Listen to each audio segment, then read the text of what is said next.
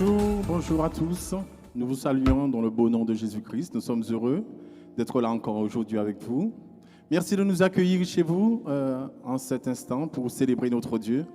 Alors nous aimerions que vous le fassiez aussi avec nous. Alléluia. Que vous puissiez nous joindre à nous afin de célébrer notre Dieu. Avant tout, nous allons présenter ces moments à Dieu. Alors si vous pouvez aussi vous incliner dans la prière afin de demander à Dieu de nous conduire. Seigneur, merci encore pour cette grâce, ce privilège que tu nous accordes.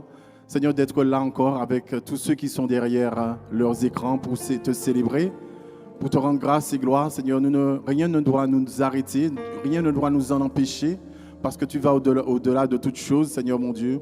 Aucune barrière ne peut te retenir, rien ne peut te retenir, parce que tu es le Dieu Tout-Puissant.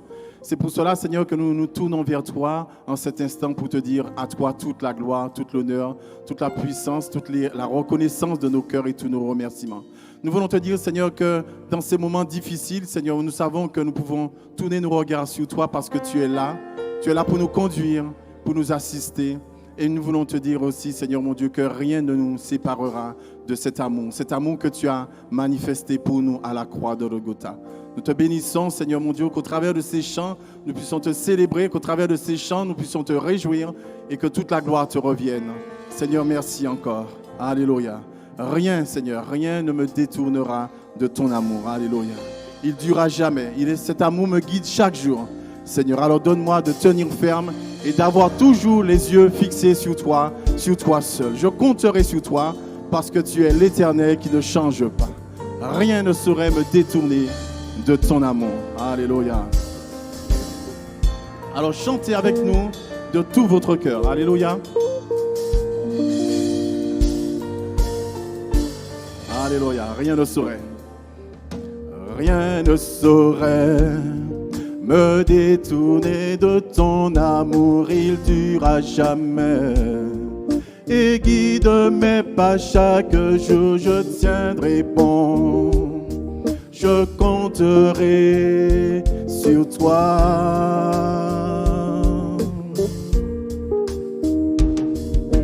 Rien ne saurait Alléluia. restreindre ta fidélité, ta grâce, je sais. M'entoure dans l'obscurité, je tiendrai bon. Je compterai sur toi. Je ne peux saisir tes voies. Alléluia. Ensemble. Je ne peux saisir tes voies, mais je me confie en toi. Tout mon espoir est établi sur ton amour et ta justice. Je ne suivrai ni l'autre voie.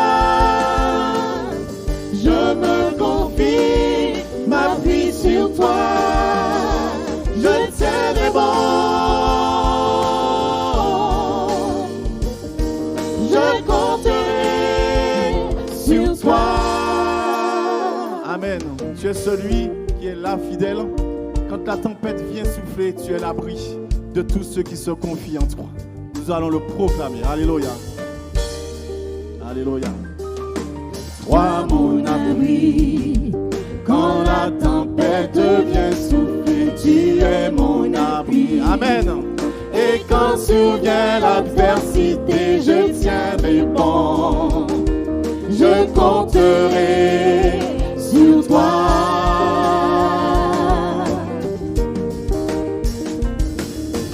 Je ne peux saisir tes voies, mais je me confie en toi. Tout mon espoir est établi sur ton amour et ta justice. Je ne suivrai ni l'autre voie. Je me confie, m'appuie sur toi. Je tiendrai bon. Je compterai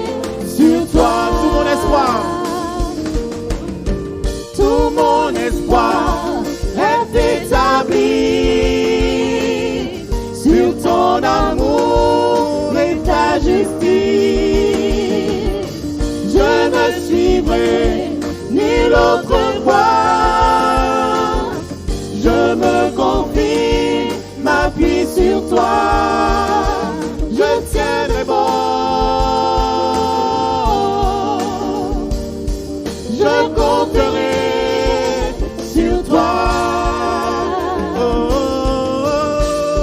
Je tiendrai bon. Je compterai sur toi. Je tiendrai bon. Je compterai sur toi. Je tiendrai bon. Je compterai sur toi. Je tiendrai bon. Je compterai sur toi. Tout mon espoir Est établi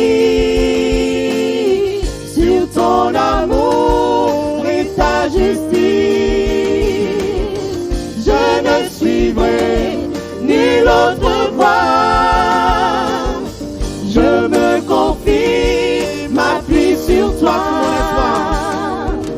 Tout mon espoir est établi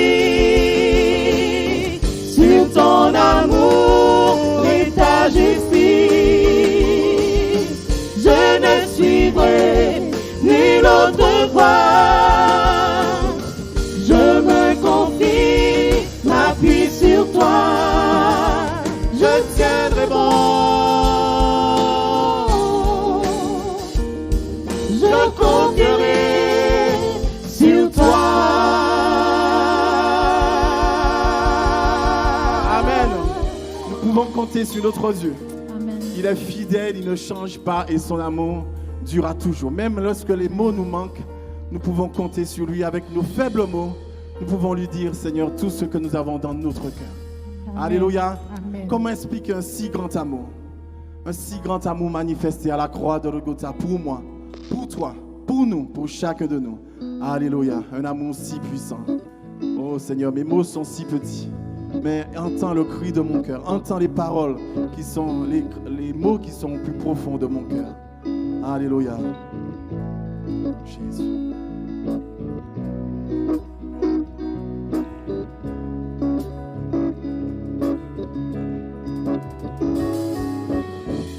Alléluia. Comment décrire cet amour, Jésus? Alléluia. Tu es à l'amour. Alléluia. Jésus.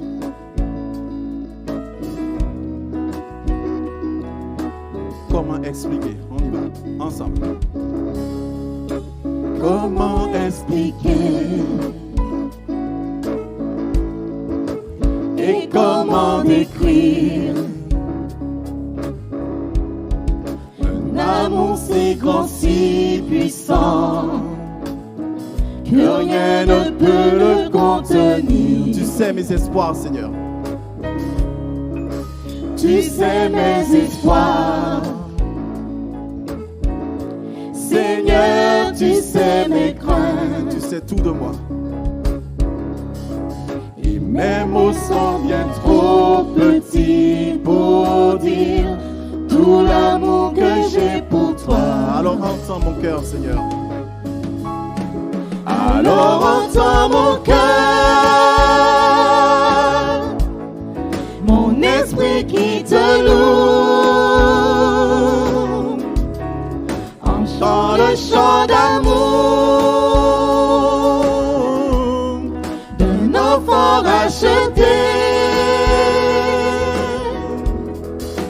Je prendrai mes faibles mots pour te dire quel Dieu merveilleux tu es. Mais je ne pourrai pas te dire combien je t'aime. Alors entends mon cœur, Si tout comme la pluie. tout comme la pluie. Les mots pouvaient couler. Et si j'avais l'éternité, Seigneur. Et si j'avais l'éternité, je ne pourrais pas l'exprimer.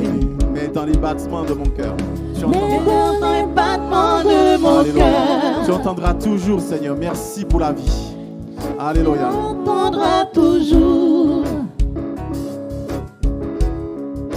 Merci pour la vie, pour la vérité et pour le chemin.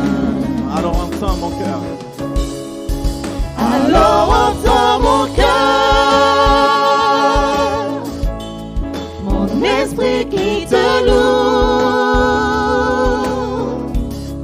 Entends le chant d'amour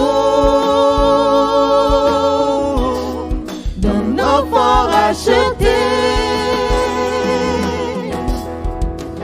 Je prendrai mes faibles mots pour te dire que Dieu merveilleux tu es.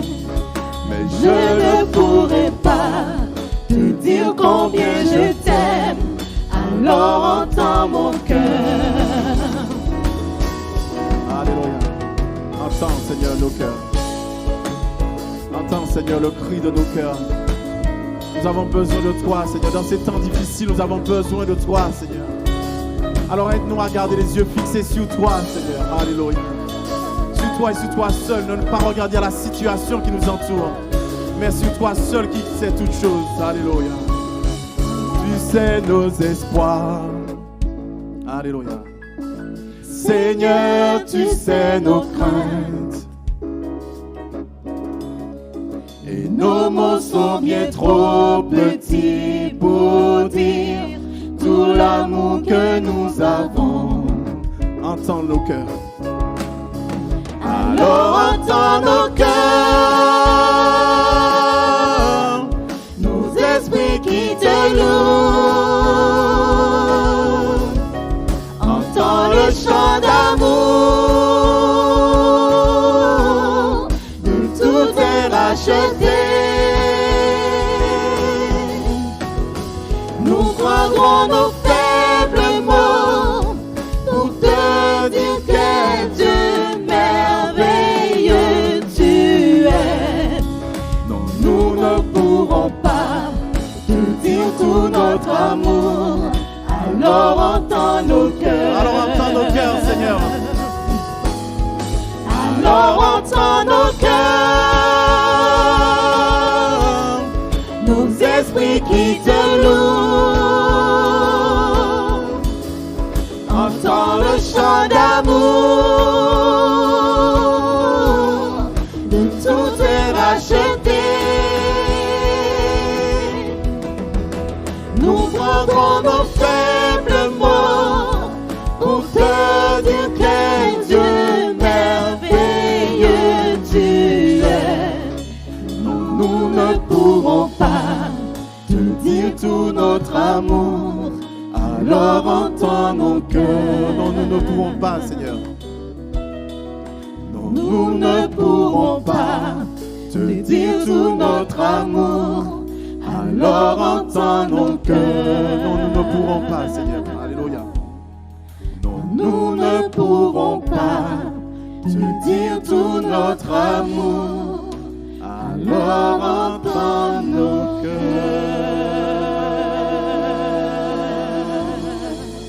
Alléluia. Nous savons que tu entends nos cœurs, Seigneur. Parce que tu dis que lorsque le malheureux crie, l'Éternel entend, tu entends. Alors nous savons que nos cris sont montent jusqu'à ton trône de grâce. Nos prières montent vers toi, Seigneur. Alléluia. Oh Seigneur, nous te remercions parce que tu es le Dieu fidèle, tu ne changes pas. Et ta parole nous dit que tu es le même hier, aujourd'hui, éternellement. Alors nous savons que nous pouvons proclamer Dieu fidèle, tu ne changes pas. Alléluia, tu es l'Éternel, le rocher des siècles. Tu es celui qui nous donne une paix incomparable. Alléluia. Aide-nous, Seigneur, chaque jour à nous appuyer sur toi et sur toi seul. Alléluia.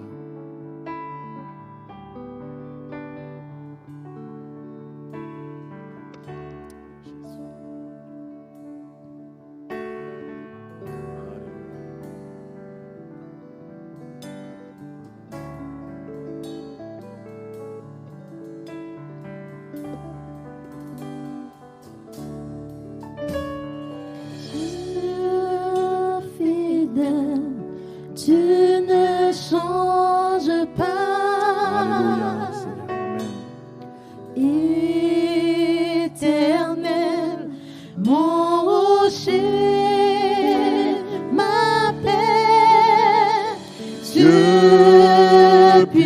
puissant, je m'appuie sur toi. Et je crie vers toi, car tu es mon Dieu. Oui, je crie vers toi, j'ai besoin de toi. Disons-le encore une autre fois. Dieu fidèle, tu ne changes pas. Dieu fidèle, tu ne changes pas. Éternel, mon rocher,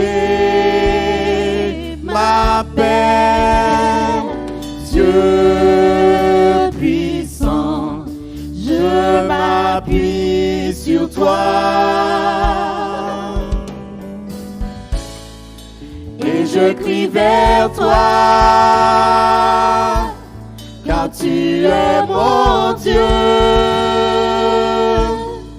Oui, je crie vers toi, j'ai besoin de toi. Tu es mon roc, Seigneur. Alléluia, au jour de la détresse. Tu es mon roc au jour de la détresse. Et si je tombe, tu me relèves dans la tempête. Ton amour me ramène au port. Tu es mon seul espoir, Seigneur. Dieu fidèle, tu ne changes pas. Alléluia. Dieu fidèle, tu ne changes pas.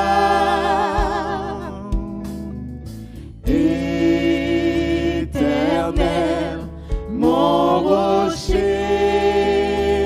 ma paix, Dieu puissant, je m'appuie sur toi. Toi et sur toi seul, Seigneur. Alléluia. Et je crie vers toi, Car tu es mon Dieu. Alléluia. car tu es mon Alléluia, Dieu. mon Seigneur. Oui, je crie vers toi, j'ai besoin de toi.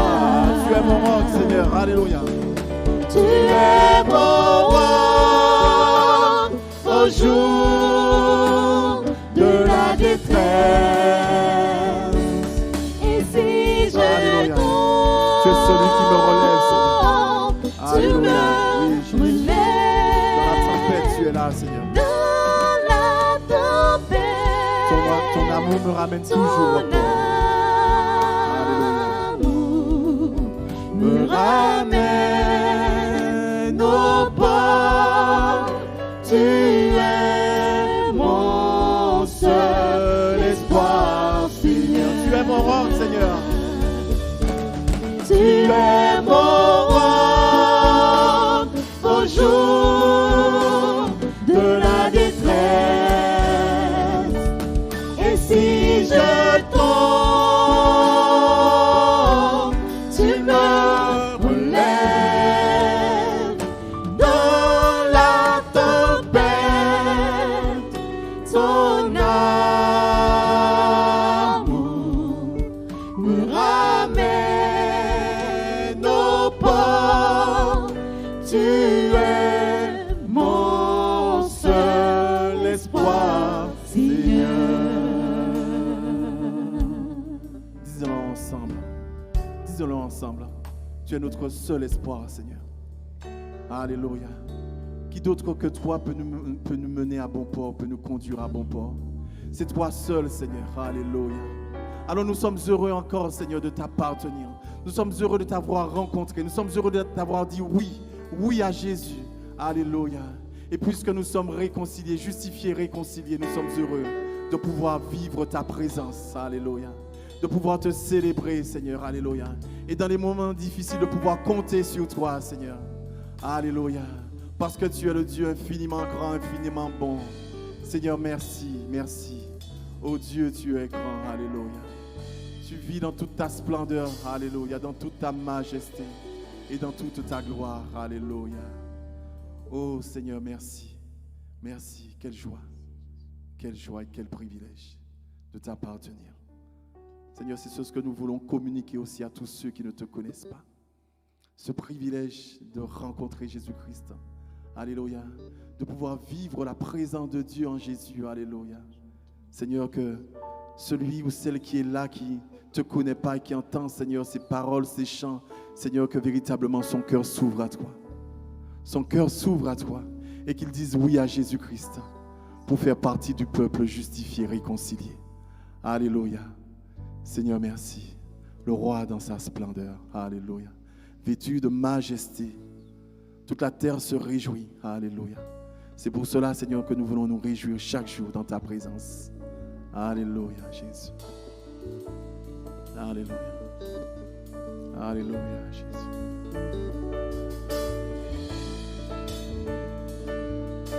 Jésus. Alléluia. Le roi dans sa splendeur, vêtu de majesté, la terre se réjouit, la terre se réjouit. Il est paré d'éclat, la nuit essaie de fuir au son de sa voix, au son de sa voix. Oh Dieu, tu es grand, nous chantons, oh Dieu, tu es grand, et tous verront, oh Dieu, combien tu es grand, oh Dieu, tu es grand. Oh Dieu,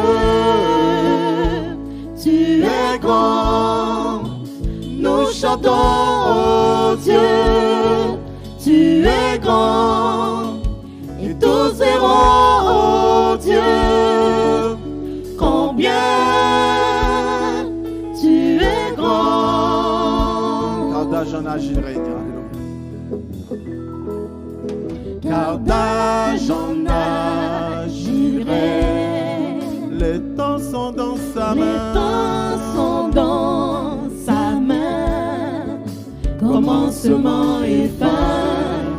Commencement et fin. Le Père, le Fils, l'Esprit. Le Père, le Fils, l'Esprit. Trinité divine. Trinité divine. Le lion et l'agneau. Le lion et l'agneau. Chantons, oh Dieu, tu es grand. Oh Dieu, tu es grand. Nous chantons, oh Dieu, tu es grand. Et tous verront, oh Dieu, combien tu es grand. Oh Dieu, tu es grand. Oh Dieu,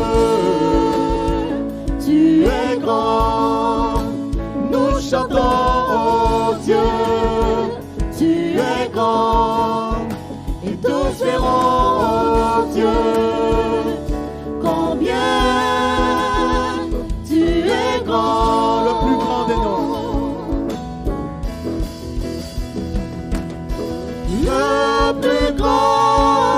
noms,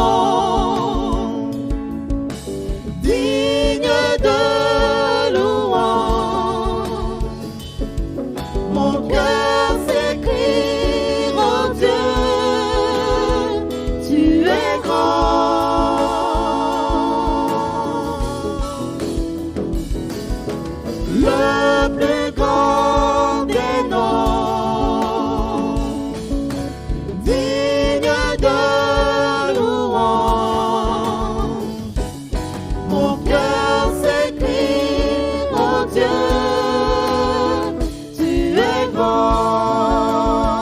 Dieu. Oh Dieu, tu es grand. Nous chantons, oh Dieu, tu es grand. Et tous verront, oh Dieu, combien tu es grand.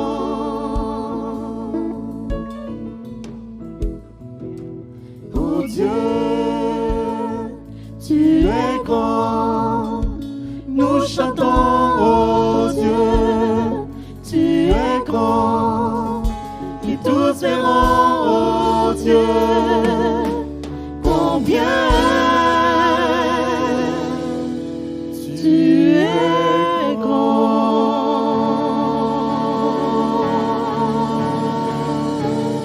Alléluia. Grand et digne de louange.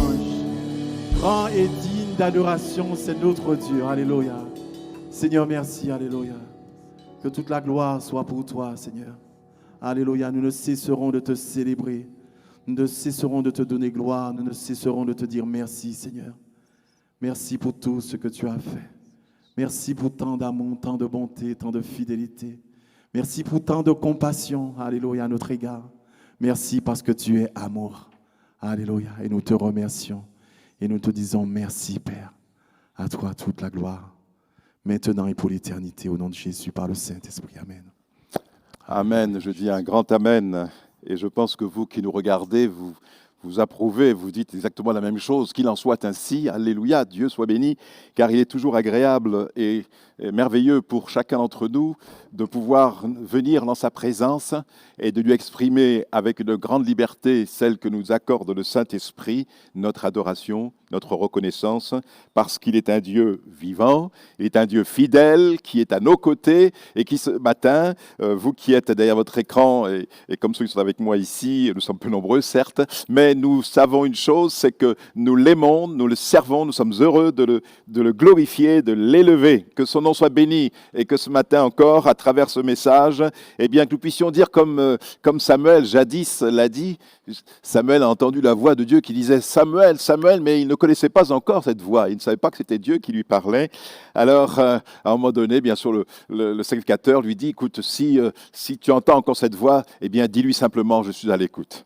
Eh bien, c'est ce qui va se passer quand il va entendre la voix de Dieu, qui l'appelle par son nom « Samuel, Samuel ». Alors, ce jeune garçon va dire « Seigneur, parle, ton serviteur écoute ». Eh bien, que nous puissions être comme Samuel, que nous puissions dire « Parle, ton serviteur, ta servante, écoute ». Ça veut dire que nous sommes conscients que Dieu pouvait et peut s'adresser à chacun d'entre nous. Il pouvait s'adresser à Samuel, mais aussi il peut s'adresser à chacun d'entre nous. Dieu parle, il a toujours parlé, il n'a pas cessé de s'exprimer, de parler. La Bible dit que Dieu parle de différentes façons, mais il communique avec sa créature, il communique avec ses enfants.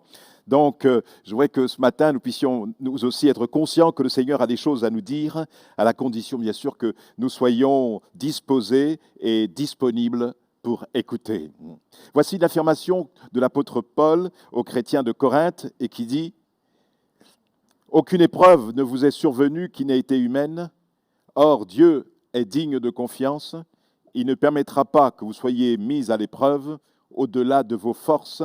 Avec l'épreuve, il ménagera aussi une issue pour que vous puissiez la supporter. » C'est une parole puissante, moi je la trouve vraiment merveilleuse, et parce que elle nous parle à chacun, car qui d'entre nous ne connaît pas d'épreuve, et nous allons en parler. Mais je voudrais ceci, c'est que ce verset, parmi tant d'autres, mais celui-ci, il est, je crois, qui est très important, et vous devriez le souligner dans votre Bible. Et peut-être même l'encadrer et puis le mettre dans votre chambre, comme ça, le matin, quand vous vous levez, eh bien, vous pouvez dire au Seigneur dans cette prière matinale, dire « Seigneur, Père bien-aimé, je te remercie pour cette nouvelle journée que tu me donnes de vivre. Je ne sais pas de quoi elle sera faite, mais je sais une chose, c'est que tu vas la gérer pour moi. Alors, ne permets pas que je sois éprouvé au-delà de mes forces. » Et le fait que tu me promettes cela me rassure, Seigneur. De plus, je sais que tu as prévu et tu as préparé une issue et le moyen pour que je puisse la supporter. À propos de cette parole que l'apôtre Paul adresse aux chrétiens de Corinthe, il affirme 3 choses importantes. Il dit, les épreuves qui surviennent dans votre vie chrétienne sont de nature humaine. Deuxième chose, il ne permettra pas que vous soyez éprouvés au-dessus de vos forces. Et troisièmement, Dieu vous donnera la force de la supporter et le moyen d'en sortir. Donc il y a cette promesse sur laquelle je vais m'arrêter, bien sûr, et qui est le thème même de notre méditation, c'est que l'apôtre dit, il ne permettra pas que vous soyez éprouvés au-delà de votre force. Il ne le permettra pas. J'imagine, en lisant ce verset, l'immense réconfort qu'il a pu apporter à tous ces croyants de différentes générations qui ont été durement éprouvés au cours de leur histoire, au cours de leur vie. Et je crois que chacun d'entre nous pouvons aussi expérimenter ce même réconfort, ces mêmes encouragements, où le Seigneur nous dit qu'il ne permettra pas que nous puissions être éprouvés au-delà de nos capacités, au-delà de nos forces. Il y a un point très important que nous voulons relever dans ce verset également. Les épreuves qui surviennent dans notre vie chrétienne sont de nature humaine, dit l'apôtre. Tous les hommes passent par la tentation. Nous sommes tous concernés les uns et les autres. Si nous sommes tentés, éprouvés, ne pensons pas que nous sommes les seuls à devoir affronter ce genre de problème. Soyons sûrs que beaucoup d'autres personnes ont rencontré des difficultés similaires. La Bible, elle est claire à ce sujet. Les épreuves sont une réalité incontournable dans la vie chrétienne. Nous ne pouvons pas dire, moi je ne suis pas concerné par les épreuves. Je crois que personne ne peut dire une chose pareille. D'ailleurs, l'apôtre Paul dira à Timothée, « Or, tous ceux qui veulent vivre pieusement en Jésus-Christ seront persécutés. » L'apôtre Pierre dira, entre autres, « Bien-aimés, ne soyez pas surpris comme d'une chose étrange qui vous arrive, de la fournaise qui est au milieu de vous pour vous éprouver. » Dans 1 Pierre, toujours, chapitre 2, verset 20, « Mais si vous supportez la souffrance lorsque vous faites ce qui est bien, c'est une grâce devant Dieu, dit-il. Et c'est à cela que vous avez été appelés. Parce que Christ aussi a souffert pour vous, vous laissant un exemple, afin que vous suiviez ses traces. » Ainsi donc, nous pouvons dire que personne ne peut échapper aux épreuves. Paul dit que c'est par beaucoup de tribulations qu'il nous faut entrer dans le royaume de Dieu. Quand le Seigneur nous appelle à le suivre, que dit-il à ses disciples? Il nous dit ceci, qu'il ne nous évitera pas l'épreuve. Il leur dit à tous, si quelqu'un veut venir après moi, s'il veut être mon disciple, qu'il renonce à lui-même, qu'il se charge chaque jour de sa croix et qu'il me suive. L'épreuve ne doit pas être une surprise pour la vie du croyant. Je vois certaines personnes qui, lorsqu'elles se donnent à Christ, elles s'engagent dans le chemin de la foi. Elles ont reçu Christ comme le Seigneur et le Maître de leur vie. Et elles sont surprises de rencontrer les épreuves, les difficultés, et justement à cause de leur foi. Mais Jésus nous a avertis. Il nous a dit que, en tant que disciples, nous devons apprendre à prendre notre croix. Ce qu'on a fait au Maître, on le fera aussi aux disciples. Donc la vie elle-même, elle est faite d'épreuves, de difficultés. Mais nous ne devons pas être étonnés, comme dit l'apôtre Paul, ne soyez pas surpris, l'apôtre Pierre, bien-aimés, ne soyez pas surpris comme une chose étrange qui vous arrive. Comme si ça vient d'une fournaise et qui est au milieu de vous pour vous éprouver. Jésus a dit, vous aurez à souffrir dans le monde. Il nous avertit et il ajoute, mais prenez courage. Moi, j'ai vaincu le monde. Il existe 2 sortes de tentations, d'épreuves. D'abord, celle qui est extérieure, à savoir la persécution, les abus, les tribulations, la maladie et bien d'autres choses. Ensuite, l'autre sorte de tentation, elle dépend de nous-mêmes, comme les mauvaises pensées, les désirs coupables, le manque de foi. Le philosophe Arthur Schopenhauer, philosophe allemand, a dit ceci, « Ce que les hommes appellent communément leur destin, ce ne sont souvent que leurs propres bêtises. » Nous sommes responsables de ce qui nous arrive, dans certains cas. D'ailleurs, les épreuves, elles nous viennent aussi, je vais peut-être un peu vous surprendre, mais peut-être certainement, je ne vais pas vous surprendre dans la mesure où vous êtes au courant de cela, et peut-être que vous vivez cela. C'est que l'épreuve, peuvent venir aussi de Dieu. Certaines épreuves nous viennent du Seigneur. Je prends l'exemple, il y en a plusieurs, mais je prends ce texte dans Deutéronome où il est dit, le Saint-Esprit nous rappelle dans ce livre de Deutéronome ce que le Seigneur a fait au milieu du peuple hébreu. L'Éternel, ton Dieu, qui t'a fait sortir du pays d'Égypte, de la maison de servitude, qui t'a fait marcher dans ce grand et affreux désert où il y a des serpents brûlants et des scorpions, dans des lieux arides et sans eau, et qui a fait jaillir pour toi de l'eau du rocher, le plus dur, qui t'a fait manger dans le désert la manne inconnue à tes pères. Et dans quel but, dit l'Écriture? Afin de t'humilier et de t'éprouver, pour te faire ensuite du bien. Oh, il ne permettra pas que vous soyez tentés au-delà de votre force. Il y a d'autres épreuves qui nous viennent aussi du diable. Nous avons l'exemple de Jésus lui-même. Il est dit que Jésus fut emmené par le Saint-Esprit au désert pour être tenté par le diable. L'apôtre Pierre dira, « Soyez sobres, veillez. Votre adversaire, le diable, rôde comme un lion rugissant, cherchant qui il va dévorer. » Simon, dira Jésus, « Satan t'a réclamé pour te passer au crible comme le bris. » Et bien sûr, il y a, comme j'ai dit tout à l'heure, l'origine de nos épreuves vient aussi de nous-mêmes, notre propre désobéissance, de nos propres choix, de nos péchés, dit l'Écriture. Ne vous y trompez pas, dit l'apôtre Paul, on ne se moque pas de Dieu, ce qu'un homme aura semé, il le moissonnera aussi. Celui qui sème pour sa chair moissonnera la chair, la corruption. Mais, dit-il, celui qui sème pour l'esprit moissonnera de l'esprit la vie éternelle. En tout cas, quelle que soit la nature des épreuves, il y a cette promesse, il ne permettra pas que vous soyez éprouvés au-delà de vos forces. Il y a des épreuves auxquelles nous sommes confrontés et d'autres où nous sommes épargnés. Il y a des épreuves que Dieu permet et d'autres qu'il ne permettra pas. Mais dans les épreuves permises par Dieu, elles ne seront jamais au-delà de nos forces. J'ai regardé simplement la définition du mot « permettre » dans le dictionnaire. Bien sûr, c'est tout simple, mais c'est à la fois aussi révélateur de la manière dont Dieu agit envers nous. Car que veut dire permettre? Ça veut dire autoriser, accorder, approuver, tolérer. Eh bien, qu'est-ce que dit le Seigneur? Il ne permettra pas, donc il n'autorisera pas, il n'accordera pas, il ne tolérera pas tout ce qui nous sera préjudiciable.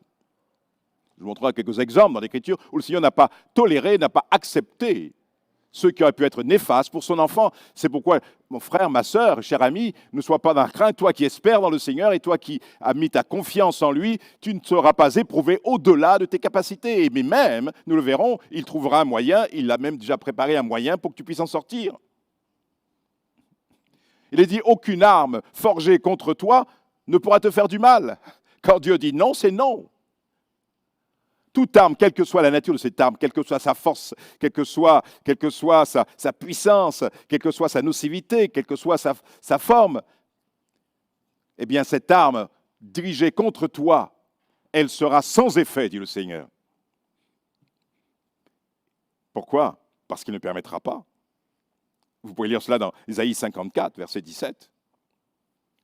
Souvenons-nous de Job. Dieu rendit personnellement témoignage que Job était un homme intègre. Mais nous constatons une chose en lisant le livre de Job, que c'est Satan qui est à l'origine des souffrances de Job. Satan va demander à Dieu de pouvoir l'éprouver. Il va lui demander la permission de pouvoir l'éprouver. Il ne pouvait rien faire contre Job, car Dieu le protégeait. Il demanda à Dieu le feu vert pour l'éprouver. Et Dieu lui dit, ok, je te permets de l'éprouver, mais il lui donne aussi des limites. Tu ne toucheras pas à sa vie. Le diable ne peut pas faire tout ce qu'il veut contre un enfant de Dieu. Quand Dieu dit, tu ne toucheras pas, tu ne toucheras pas. Et vous remarquerez qu'il a demandé à Dieu, laisse-moi l'éprouver, laisse-moi l'éprouver. Et tu verras si cet homme vraiment est sincère. Et Satan ne pouvait pas toucher Job, pourquoi? Parce que lui-même, Satan confesse que tu le protèges. La foi nous garde, la foi nous protège. Notre confiance en Dieu nous protège les actions malignes du diable. C'est pour cela que Jésus a dit, quand vous priez, dites, Seigneur, ne nous laisse pas succomber à la tentation, mais délivre-nous du malin. Nous avons la possibilité d'être délivrés du malin, qui ne vienne pas nous séduire, ou nous faire succomber. C'est pourquoi nous prions, Seigneur, aide-moi à ne pas succomber. Aide-moi, délivre-moi du malin. La Bible nous dit ceci, que dans les derniers jours, un leader mondial apparaîtra. L'apôtre Jean l'appelle l'Antichrist. Et dans ses actions dictatoriales et d'une extrême violence satanique, il fera la guerre au peuple de Dieu. Et la Bible nous dit ceci dans ce texte, je vais vous lire, que cela fut permis par Dieu. Il est dit dans Apocalypse 13, verset 7, il lui fut même permis, donc à l'Antichrist, la bête, de faire la guerre aux membres du peuple saint et de les vaincre. Il lui fut même permis. Elle reçut autorité sur tout peuple, toute tribu, toute langue et toute nation. Voyez-vous, même là aussi, l'Antichrist, cet homme inspiré par le diable, ayant une grande puissance, Dieu permettra qu'il puisse persécuter le peuple de Dieu.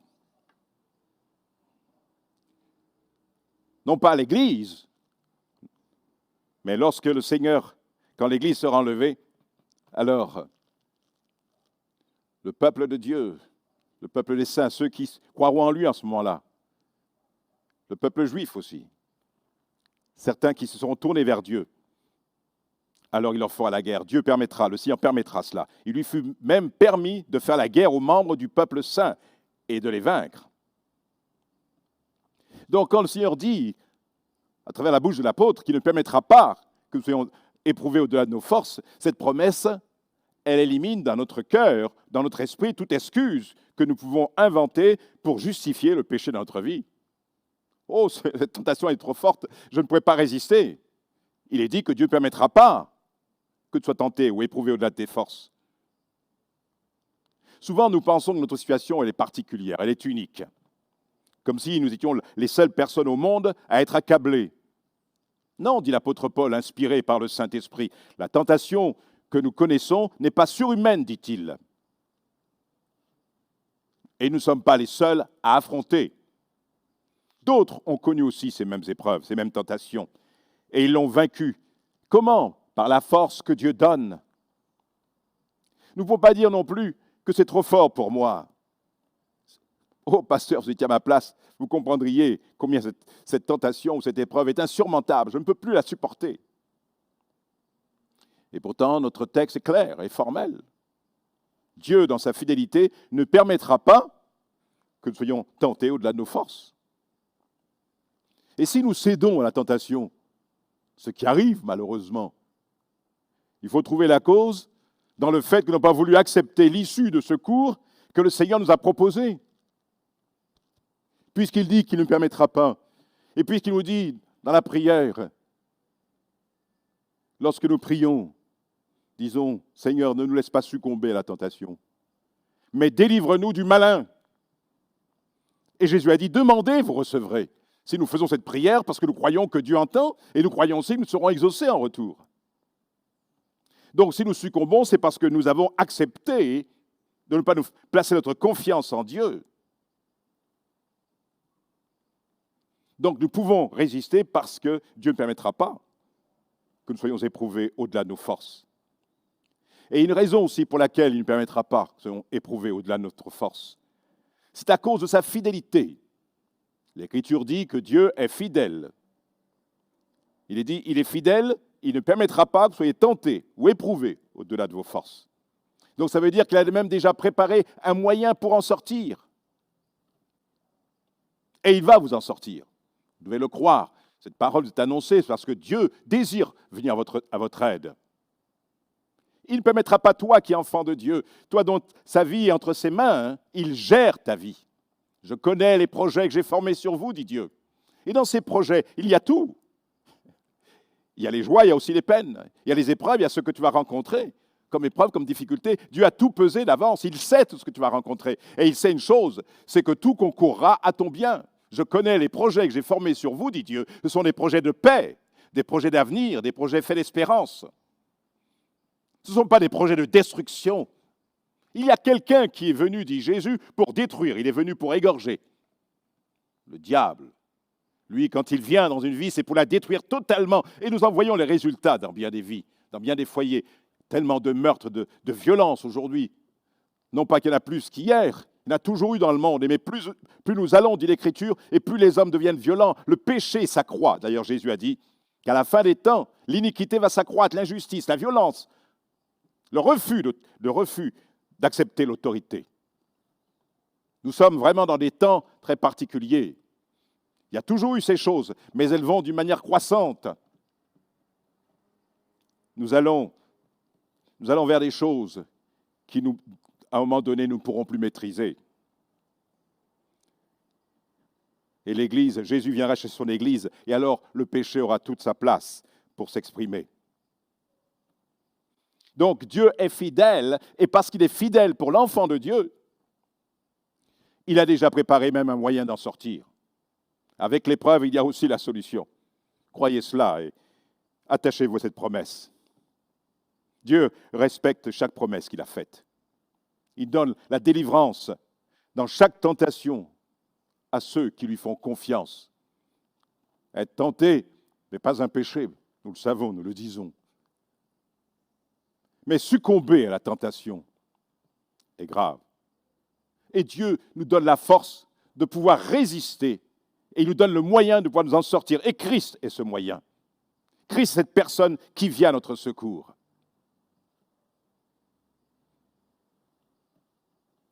Ceux qui suivent le Christ, qui prient constamment pour être fortifiés, qui font confiance au Seigneur, ceux-là ne peuvent chuter parce qu'ils ont recours auprès du Seigneur. Et quand ils ont tendance à glisser, alors qu'ils sont comme Pierre, alors que Pierre est en train de marcher sur la mer et tout à coup, il y a une vague, il se rend compte qu'il fait quelque chose d'extraordinaire puisque Jésus lui dit « Viens », dans la mesure où Jésus marchait lui-même sur la mer. Alors Jésus lui dit « Viens », puisque Pierre demande « Seigneur, moi aussi, j'aimerais faire l'expérience de marcher sur la mer ». Et Jésus dit « Bien, viens ». Et Pierre sort de la barque et il marche sur la mer. Et puis à un moment donné, il y a le vent qui souffle. Et là, tout de suite, il commence à perdre pied. Pourquoi? Parce qu'il ne regarde plus à Jésus, mais il regarde au vent, il regarde aux circonstances. Et il commence à enfoncer. Et alors il crie d'une manière très spontanée, « Seigneur, sauve-moi, je coule, je me noie ». Et Jésus étendit aussitôt la main. Non, le Seigneur ne veut pas que nous puissions nous noyer. Les épreuves ne sont pas là pour nous noyer. Dieu a un but. Notre méditation ne va pas dans ce sens, savoir quel est le but. Peut-être un jour nous parlerons de la nécessité d'être éprouvés. Mais ce que je peux dire, c'est que ces voies sont parfaites et que nous apprenons tellement de choses, et mieux encore, parfois par les soucis, par les inquiétudes, les épreuves que nous pouvons rencontrer et qui nous poussent à déposer nos fardeaux aux pieds du Seigneur. Quand nous sommes inquiets à cause de telle ou telle situation dans la famille, auprès des enfants ou dans le couple, en tant qu'enfants de Dieu, nous pouvons nous approcher de Dieu et lui expliquer la situation. Nous pouvons lui dire, « Oh Seigneur Jésus, donne-moi de la sagesse pour pouvoir gérer mon fils, ma fille, pour aider mon conjoint. Peut-être c'est quelqu'un qui est prisonnier de l'alcool ou de la drogue, et c'est quelque chose de terrible si votre mari, vous croyant, votre mari est incroyant. Vous pouvez invoquer le Seigneur. Vous pouvez lui demander, comme je l'ai annoncé la semaine dernière, Dieu fait toujours tout ce qu'il dit.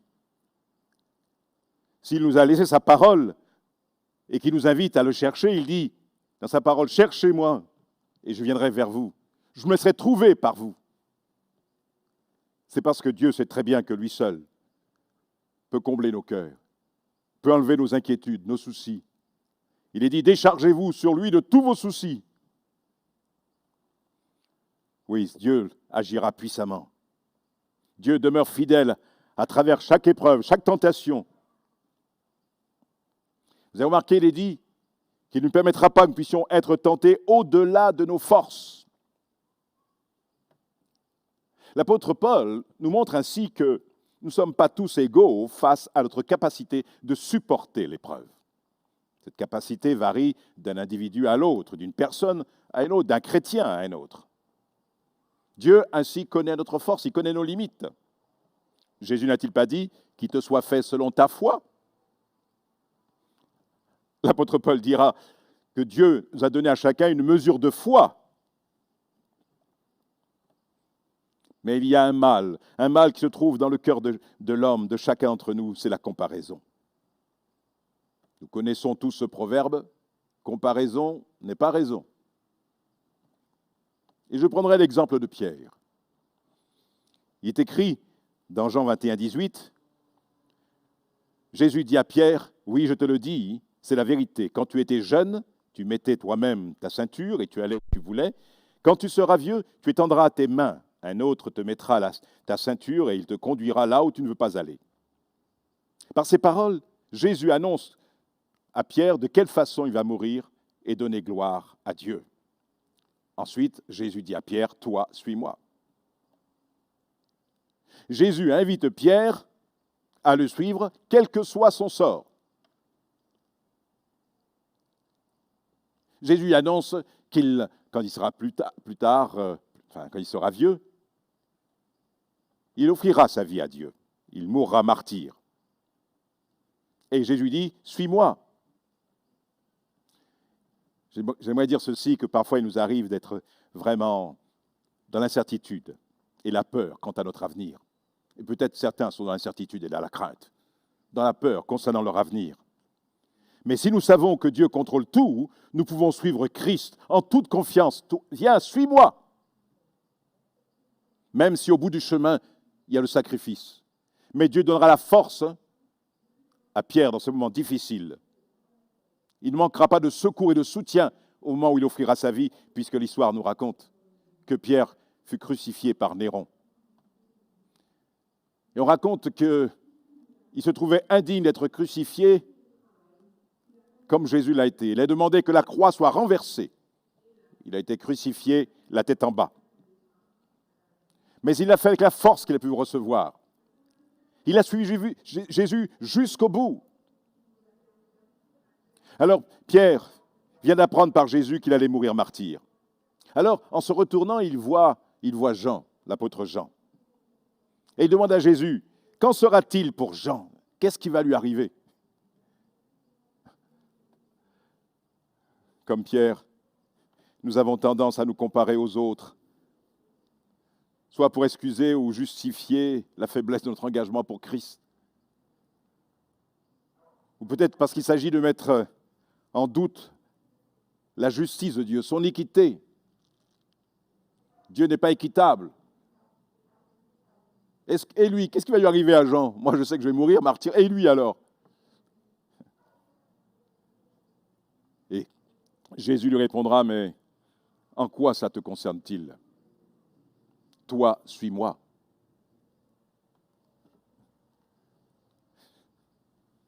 Vous connaissez aussi, dans le psaume 73, cet homme, ce psalmiste, Asaph, qui était l'un des responsables du chant et de la musique dans le temple de Jérusalem au temps du roi David. Il eut l'honnêteté de nous dire, dans le psaume 73, qu'il faillit abandonner la foi et quitter son service pour Dieu quand il voyait les méchants prospérer et les justes éprouver. Il est dit, oui, Dieu est bon pour Israël, pour ceux qui ont le cœur pur. Pourtant, dit-il, j'ai bien failli glisser. J'étais sur le point de tomber, car je voyais le bonheur des orgueilleux. Et j'étais jaloux de ces gens mauvais. Jusqu'à la mort, ils ne souffrent pas. Ils sont gros et en bonne santé. Ils n'ont pas les mêmes soucis que tout le monde. Le malheur qui frappe les autres passe loin d'eux. C'est vraiment pour rien, dit Asaph, que j'ai gardé mon cœur pur, que j'ai lavé mes mains pour montrer mon innocence. Tous les jours, on me frappe et tous les matins, on me punit. Et un peu plus loin, il rajoute maintenant, quand il va chercher la face de Dieu, je me suis mis à réfléchir, dit-il, pour tenter de comprendre, et cela a été pour moi un sujet de tourment. Jusqu'à ce que je rentre au sanctuaire de Dieu, alors j'ai réfléchi au sort qui les attend, les méchants. Oui, quand j'avais le cœur amer et que je me tourmentais intérieurement, mais je suis toujours avec toi, et tu m'as saisi la main droite par ton conseil, tu me conduis puis tu me prendras dans ta gloire. Quand on rentre dans la présence de Dieu, alors nous avons les réponses à ces questions. Dieu est équitable. Dieu n'est pas injuste. Et parfois, parce que nous voyons le bonheur des uns et que nous voyons nos épreuves, nous pouvons tomber dans cet esprit de défiance à l'égard de Dieu et de l'accuser d'un manque d'équité. C'est pour ça qu'aussi, nous sommes, vous et moi, différents à bien des égards. Mais certains enfants de Dieu murmurent car ils considèrent que leur épreuve est trop lourde à supporter par rapport à d'autres croyants, d'autres chrétiens. Pourquoi, Seigneur? Pourquoi ça? Pourquoi ça m'arrive à moi? Pourquoi mon épreuve ou ma croix est plus lourde à supporter que celle des autres? Je crois que chacun d'entre nous, à un moment donné, on a bien agi comme cela, on a bien eu ces pensées, cette suggestion, venant parfois aussi de l'ennemi. Pourquoi moi? J'aimerais illustrer cette histoire, cette vérité, par cette histoire que certainement vous connaissez. C'est la croix coupée. Un chrétien part à la recherche du pays de la vie. Alors un sage lui conseille de se charger de sa croix qui, selon lui, doit lui permettre l'entrée. Le chrétien chemine ainsi, traînant tant bien que mal son fardeau. Il se plaint quand l'étape est longue et ardue. Plus il marchait, plus il s'essoufflait, plus son dos se voûtait, plus le courage lui manquait. Mais il avançait quand même, silencieusement, patiemment. Au bout d'un moment, désespéré, éreinté par le poids de son énorme croix, il s'arrête et une idée qu'il trouve géniale s'impose à son esprit. Il faut bien une croix s'il ne veut pas perdre le résultat de tant d'efforts, le but de la marche de sa vie. Mais cette croix a-t-elle besoin d'être si longue? Plus courte, elle sera moins lourde et moins encombrante. Et à force d'y penser, l'idée s'impose à son esprit. Alors, invoquant Dieu, il lui dit « Je vous en supplie, mon Dieu, je n'en peux plus, je suis brisé de fatigue. Cette croix est trop lourde pour moi. Je vais en scier un morceau pour pouvoir la supporter et poursuivre mon chemin en compagnie de mes amis. » Prenant une scie, il se met à couper un bon morceau de sa croix. Vraiment, se dit-il, mais pourquoi n'y ai-je pas pensé plus tôt? Et d'un air moqueur, il nargue les personnes qui, moins avisées que lui, peinent et transpirent sous le lourd fardeau et trop lourd de leur propre croix. Les années passent et un jour, notre chrétien se trouve presque parvenu à destination. Enfin, devant lui, c'est le pays de la vie. Demain, il y sera enfin reçu et pleinement récompensé de ses longs et pénibles efforts. Le dernier obstacle à franchir, c'est une rivière au fond d'une étroite vallée. Et c'est pourquoi, bien qu'elle ne soit pas trop large, elle ne l'inquiète pas trop, car déjà de la rive où il est, il aperçoit le magnifique pays où il va goûter un repos bien mérité en compagnie de ceux qui, comme lui, auront achevé la course et seront parvenus au but. C'est alors que la croix lui révèle maintenant toute son utilité. Les personnes qui avaient porté leur croix courageusement, résolument, l'installèrent en guise de pont et purent passer aisément le ravin. Il lui faut seulement la jeter d'une berge à l'autre et s'en servir comme un pont pour passer dessus. Hélas, 1000 fois hélas, notre chrétien doit vite déchanter. Sa croix, plus légère, certes, il est bien content, elle était plus légère, mais elle est devenue trop courte. Il doit rester en deçà de la rivière, maudissant sa sagesse, regrettant sa folie, pleurant sur sa misère. Ainsi en est-il et en sera-t-il pour ceux qui, comme ce chrétien, auront trouvé leur croix trop lourde et auront eu la malencontreuse idée de la raccourcir, de l'adapter à leur convenance. C'est volontairement que nous portons la croix. Dieu n'oblige personne. Nous la portons, mais un jour, c'est elle qui nous porte, qui nous portera vers ce Jésus qui a tant fait pour nous. Elle nous servira de passage, de pont, pour aller jusqu'à Christ. Et la croix, bien sûr, représente nos épreuves, nos souffrances. Mais ce que je peux dire, c'est que la croix, Dieu permet qu'elle s'adapte à notre force, à notre capacité d'endurance. Aussi insoutenable que soit le fardeau, aussi aigu que soit la souffrance, il ne permettra pas qu'elle soit insupportable. Jésus a dit à Pierre que Satan l'avait réclamé pour le cribler comme le froment, mais il dira, j'ai prié pour toi afin que ta foi ne défaille pas. En physique, chaque objet a sa capacité de résistance avant sa déformation ou sa rupture. Pour évaluer sa capacité de résistance d'un objet avant sa déformation, on va exercer sur lui une contrainte jusqu'à la rupture. Ainsi, on a le degré de pression qu'il faut atteindre pour qu'il se rompe. Dieu connaît notre degré de résistance avant la rupture. C'est pour cela que l'épreuve, la tentation n'atteindra jamais son point de rupture. Il ne le permettra pas que nous soyons éprouvés au-delà de notre force, au point de perdre notre âme. Dieu veille à ce que les épreuves n'ébranlent pas notre foi. Notre position en tant qu'enfant de Dieu est assurée. Nous ressortirons intacts de l'épreuve, parce qu'il a promis d'être là avec nous, de nous soutenir, de filtrer l'épreuve. Nous aurons certainement beaucoup de surprises et d'agréables surprises. Nous serons certainement étonnés lorsque nous serons devant le roi des rois, le Seigneur des seigneurs, lorsque nous serons dans sa présence et nous pourrons lui poser toutes les questions. Nous pourrons lui dire, mais Seigneur, mais pourquoi as-tu permis cela dans ma vie terrestre? Le Seigneur nous dira, tu vois, il y a tellement d'épreuves. Il y a des épreuves où je n'ai pas permis qu'elles t'atteignent.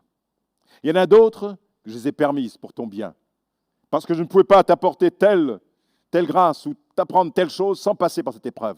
Il a fallu que tu apprennes que je suis fidèle. Que tu t'appuies sur moi quand tout va mal. Que je suis le Père de toute consolation et qui nous console dans toutes vos afflictions. Il a fallu que tu apprennes à prendre ta main faible et la mettre dans la mienne et de me faire confiance pour te faire marcher sur un chemin difficile, escarpé, te montrant que j'étais toujours là à tes côtés. Oui, notre position en tant qu'enfant de Dieu est assurée. Nous ressortirons intacts de l'épreuve. L'apôtre Paul dira, j'ai l'assurance qu'aucune créature ne pourra nous séparer de l'amour de Dieu manifesté en Jésus-Christ notre Seigneur. Chacune de ces épreuves, elle est limitée. Elle est limitée à cause de notre faiblesse humaine. Je prends l'exemple du peuple qui sortit d'Égypte, le peuple hébreu. Ils auraient pu, en moins d'un an et en quelques mois, se retrouver dans le pays de la promesse. Mais Dieu avait son plan, bien sûr. Mais l'Écriture nous dit ceci. C'est que Dieu a préféré prendre un chemin le plus long que prendre le plus court. Et pour quelle raison? Le texte nous dit, lorsque Pharaon laissa partir le peuple, Dieu ne le conduisit point par le chemin du pays des Philistins, quoique le plus proche. Car Dieu disait, le peuple pourrait avoir du regret en voyant la guerre et retourner en Égypte. Mais Dieu fit faire un détour au peuple par le chemin du désert vers la mer des jonques. Oui, nos épreuves, elles sont limitées à cause de notre faiblesse humaine. En voyant la guerre, le peuple qui sortait de l'esclavage, qui n'était pas encore aguerri et prêt à affronter les épreuves, ces épreuves trop élevées pour eux. C'est pourquoi le Seigneur a permis qu'ils ne puissent pas entrer directement dans le pays et qu'ils ne passent pas par le chemin du pays des Philistins, parce que ça aurait pu les décourager. Ils n'étaient pas encore assez forts. À propos de la captivité du peuple d'Israël en Babylone, Dieu avait dit à cause du péché du peuple d'Israël, qu'ils allaient partir en captivité. Et ils ont été en captivité à Babylone. Le roi Nebuchadnezzar emmena la tribu de Juda à Babylone. Et Jérémie le prophète leur a dit ceci, c'est que l'épreuve allait être limitée. Dès que 70 ans seront écoulés pour Babylone, j'interviendrai pour vous et j'accomplirai à votre égard ma bonne parole en vous faisant revenir dans ce lieu. Voyez-vous, ce qu'on voit, c'est que même la captivité fut limitée. Dieu sait limiter les choses. Il ne va pas jusqu'à... Il sait quel est notre point de rupture. Dieu sait mettre une limite à nos épreuves quand nous savons lui faire confiance. Il dira à cette Église, dans l'Apocalypse chapitre 2, verset 10, « N'aie pas peur des souffrances qui t'attendent. Voici le diable va jeter plusieurs d'entre vous en prison pour vous tenter et vous connaîtrez 10 jours de détresse. » Non pas 11, ni 15, ni 20, mais 10 jours de détresse. Alors sois fidèle jusqu'à la mort et je te donnerai la vie pour couronne. Donc Jésus dit, vous aurez une épreuve de 10 jours et pas plus. Pendant 40 ans, le peuple se trouvait dans le désert. 40 ans, et non pas une année de plus. Dieu avait dit que c'était 40 ans, ce fut 40 ans. Pendant 40 jours, l'armée d'Israël fut terrifiée par Goliath. Et chaque jour, Goliath venait face à l'armée d'Israël. Il haranguait le peuple. Et le peuple était dans la terreur. Il lançait un défi, que quelqu'un vienne et se batte contre moi. Mais personne parmi le peuple n'avait le courage de l'affronter. Et ainsi, pendant 40 jours, il est venu inlassablement haranguer le peuple, le méprisant. Et Dieu a permis que pendant 40 jours, il puisse le faire. Mais pas un jour de plus. Le 40e jour, Dieu envoya son champion, David, et il terrassa le géant. Oh, quand Dieu a limité les choses, elles sont limitées. Quand Dieu ferme, personne ne peut ouvrir, et quand il ouvre, personne ne peut fermer. La grande tribulation qui viendra sur la terre, après l'enlèvement de l'Église, elle sera limitée aussi. Elle durera 3 ans et demi. Ne serait-ce plus? Non, impossible. Pourquoi? Parce que Jésus dit que si la grande tribulation perdurait comme cela, personne ne serait sauvé. Dans Matthieu 24, verset 22, il dit « Et si ces jours n'étaient abrégés, personne ne serait sauvé. Mais à cause des élus, ces jours seront abrégés. » Il promet de nous garder, de nous préserver de toute chute, que 1000 tombent à ton côté, 10 000 à ta droite, tu ne seras pas atteint, dit le Seigneur. Il a su protéger Lot. Lot sortait de la ville de Sodome et Gomorrhe. Et le Seigneur a voulu le protéger. Et il a envoyé ses anges pour qu'il puisse quitter la ville avant que le châtiment divin ne tombe sur la ville. Il est écrit, mais dépêche-toi de t'y sauver, dit l'ange à Lot, car je ne peux rien faire avant que tu y sois arrivé. C'est pourquoi on a nommé la ville Tsoar, qui veut dire petit, peu de choses. Il a mis une petite ville, il a dit, mais est-ce que je ne pourrais pas aller dans cette ville-là? Et l'ange dit, d'accord, mais sors, dépêche-toi, parce que je ne peux rien faire tant que tu n'es pas à l'abri. Il a été protégé. Il ne permettra pas que tu sois éprouvé au-delà de tes forces, de tes capacités. Dans Apocalypse 3.10, il est écrit à l'église de Philadelphie, « Tu as gardé le commandement de persévérance que je t'ai donné. C'est pourquoi, dit le Seigneur, à mon tour, je te garderai à l'heure de l'épreuve qui va venir sur le monde entier pour éprouver tous les habitants de la terre. » Le moment viendra où une grande épreuve viendra sur le monde pour éprouver tous les habitants de la terre. Ces choses sont encore à venir, mais elles ne sauraient tarder. Le psalmiste disait, et tout le monde connaît ce verset, le psaume 121, où le psalmiste dit « Je lève mes yeux vers les montagnes. D'où me viendra le secours? Le secours me vient de l'Éternel qui a fait les cieux et la terre. Et il ne permettra point que ton pied chancelle. Celui qui te garde ne sommeille point. Il ne permettra pas que ton pied chancelle. » Quand tu regardes les montagnes et que tu dis, mais oh là, cette montagne de difficultés, d'épreuves, soit des problèmes financiers, des problèmes de santé, des problèmes professionnels, problèmes de couple, de divorce ou autre. Et quand tu regardes cette montagne, tu penses que tu ne vas pas pouvoir t'en sortir. Eh bien, quand je lève mes yeux vers les montagnes, et je me pose la question, mais d'où me viendra le secours? Eh bien, le secours me vient de l'Éternel qui a fait les cieux et la terre. Et il ajoute, « Et il ne permettra pas que ton pied chancelle. » Donc, toute éventualité de danger est compensée par la confiance inébranlable en l'Éternel. J'aime aussi ce passage où il est écrit dans Exode 12, en parlant de l'ange de la mort qui allait passer en cette nuit où les premiers-nés des Égyptiens allaient connaître le châtiment divin. Et il est écrit, « Quand l'Éternel passera pour frapper l'Égypte et verra le sang sur le linteau et sur les 2 poteaux, l'Éternel passera par-dessus la porte et il ne permettra pas aux destructeurs d'entrer dans vos maisons pour frapper. » Si nous savons nous placer sous la croix, sous le sang précieux de Jésus, nous protégeons les nôtres. Notre foi en Christ nous protégera notre maison et Dieu ne permettra pas que le destructeur, le diable, vienne et d'entrer dans nos maisons pour frapper nos enfants. Donnons-leur une éducation chrétienne, une éducation dans la foi en Christ. C'est parce que nous éloignons de Dieu que nous nous rapprochons de bien des souffrances, bien des violences dans ce monde. Quelqu'un a dit ceci, un serviteur de Dieu a dit que plus les hommes se rapprocheront de la croix et plus se rapprocheront des uns et des autres. C'est Billy Graham qui a dit cela.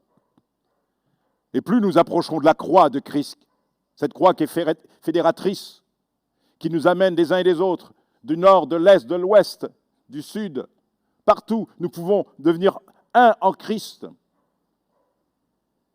Et plus nous rapprocherons de Christ, et plus nous rapprocherons des uns et des autres. Mais plus nous éloignons de Dieu, de Christ, et plus nous éloignons des uns et des autres. Dieu vous donnera la force de supporter, le moyen d'en sortir. Jacques dira ceci, « Voici, nous disons, bienheureux ceux qui ont tenu ferme. » Vous avez entendu parler de la fermeté de Job, dit Jacques. Et vous avez vu la fin que le Seigneur lui accorda, car le Seigneur est plein de compassion et de miséricorde. Oui, il nous donnera le moyen, la force pour en sortir, pour supporter et le moyen d'en sortir. Il est dit que tout ce qui est né de Dieu triomphe du monde, remporte la victoire contre le monde. Et la victoire qui a triomphé du monde, c'est notre foi. Par notre foi en Christ, Dieu va nous garder au sein de nos épreuves. Quelles que soient les tentations du monde, nous aurons la force de les surmonter, comme David a pu vaincre Goliath par la puissance de Dieu, eh bien par la puissance du Saint-Esprit en nous, nous pourrons résister et vaincre les tentations et ne pas tomber dans le découragement, dans le désespoir à cause de l'épreuve. Les desseins mauvais et les circonstances fâcheuses n'auront pas le dessus sur le croyant. Le psalmiste pouvait dire ceci, « On m'a souvent combattu depuis ma jeunesse, mais on ne m'a pas vaincu. » Parce que Dieu est avec lui. Comment pouvons-nous chanceler si Christ est à nos côtés? Alors sachez que la puissance de Dieu, la puissance divine, vient en même temps que l'épreuve. Avec l'épreuve, il y a aussi le soutien. Le moyen pour en sortir. Dieu a tout prévu. Nous ne savons pas. Dieu savait comment le peuple allait pouvoir franchir la mer Rouge. Il avait déjà son projet. Le peuple ne savait pas. Il murmurait, il pleurait quand ils sont arrivés dans la mer Rouge.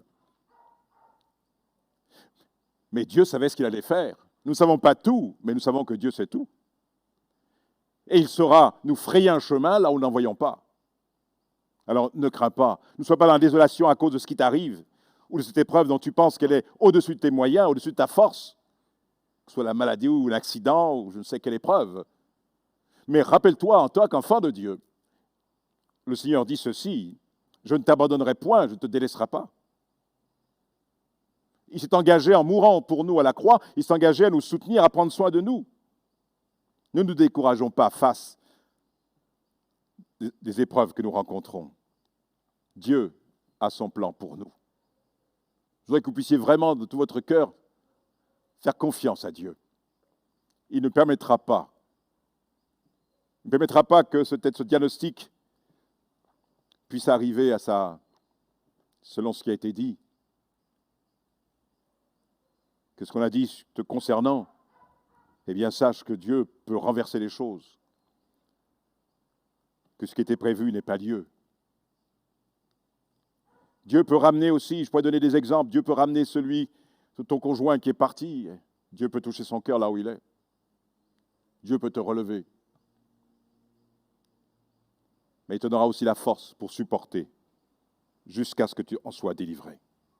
Et je voudrais terminer d'abord en vous rappelant cette promesse du Seigneur. Dieu est fidèle et il ne permettra pas que vous soyez tentés au-delà de vos forces, mais avec la tentation, il donnera aussi le moyen d'en sortir pour que vous puissiez la supporter. Je voudrais vous laisser avec ce poème. Je ne sais pas quel est l'auteur de ce poème, mais c'est avec ce poème que j'aimerais que nous puissions terminer ce message. Je ne douterai pas, même si mes navires, mâts et voiles brisés, dérivent et chavirent. Je croirais que de Dieu, l'indéfectible main change le mal d'hier en bonheur pour demain. Et quand s'évanouit ma plus grande espérance, je veux crier, encore pleurant sur ma souffrance, en toi, j'ai confiance. Je ne douterai pas, même si la douleur tombe comme la pluie et me blesse le cœur. Je croirais que les monts vers lesquels je m'élance ne peuvent se gagner qu'au prix de la souffrance. Et quoique sous ma croix je plie en soupirant, dans tout ce que je perds, je verrai constamment un gain beaucoup plus grand. Voulez-vous prier avec moi?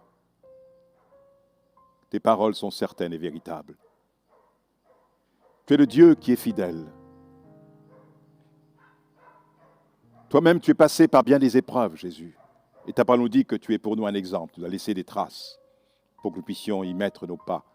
Tu as laissé des empreintes pour que nous puissions marcher là où tu as marché. Et dans toutes tes épreuves, tu as été vainqueur. Et tu nous invites à te faire confiance. Tu sais ce que nous ressentons. Tu connais exactement ce que chacun d'entre nous, nous pouvons vivre et supporter. Et ta parole nous dit que tu connais notre capacité de résistance et que tu ne nous laisseras pas succomber à la tentation. Tu ne donneras pas au mal de prendre le dessus sur nous. Et connaissant nos limites, alors tu vas nous protéger, garder, et tu ne permettras pas que cette épreuve nous déstabilise totalement. C'est pourquoi nous voulons te remercier ce matin, Seigneur, pour ta parole et pour ceux qui l'entendent, afin que ces personnes qui sont là devant nous aujourd'hui puissent savoir que dans leurs épreuves, tu as promis leur accorder la délivrance. Par le soutien permanent sur lequel ils pourront compter, et en sachant qu'une porte de sortie a déjà été préparée. Merci, Jésus, pour l'œuvre que tu as faite. Merci. Et vous pouvez dire merci à Dieu. Vous pouvez lui apporter votre fardeau. Il a dit, venez à moi, vous tous qui êtes fatigués et chargés, je vous donnerai du repos. Et tu peux venir vers lui et lui dire, Seigneur, voici tel que je suis. Que Dieu vous bénisse. Que le Seigneur vous accorde encore en ce jour sa bénédiction. Repassez dans votre cœur sa parole et faites ce qu'il attend de vous. Nous allons nous séparer. Nous allons nous retrouver, si vous voulez bien, la semaine prochaine. Si vous avez des questions, vous avez besoin d'aide, de prière, n'hésitez pas à communiquer avec nous à travers nos coordonnées que nous vous laissons sur cette plateforme. Que le Seigneur vous bénisse, que le Seigneur vous encourage, et je vous dis à bientôt la semaine prochaine sur cette même plateforme. Et prions pour que Dieu fasse des choses merveilleuses. Et ce que Dieu a fait pour vous, vous pouvez nous écrire et nous dire, voilà ce que le Seigneur a fait pour nous. Voilà ce que Dieu a fait pour moi. Et nous nous réjouirons. Soyez bénis et que Dieu vous garde et vous bénisse chacun. Au revoir.